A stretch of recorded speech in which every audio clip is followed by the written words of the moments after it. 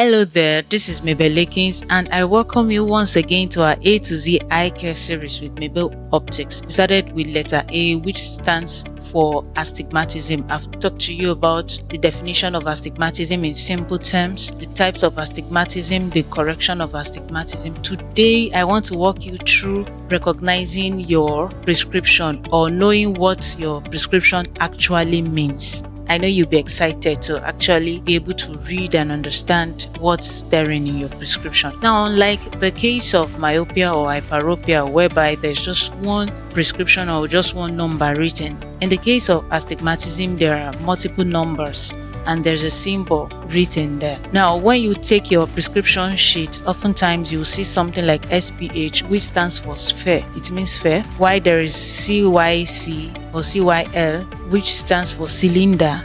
Also, there is axis. Yes. So if you look at your prescription, you have something looking like 50 degree, 90 degree, or 100 degree. So the axis is usually from 1 to 180. And this is symbolic. They all have meaning. For the sphere, it is actually connoting whether your astigmatism is myopic or hyperopic. What do I mean by that? Now, if your prescription, that's the one written, the SPH, if the number in the front of it is negative, that is -1 or -2 or -0.25 or -0.50, whichever one it is myopic astigmatism. Do you understand? While for the CYL is showing the astigmatism part. So the SPH shows the myopic or the hyperopic part of your prescription. I hope you understand that a little. Also, we have the axis. The axis is telling us to what degree your astigmatism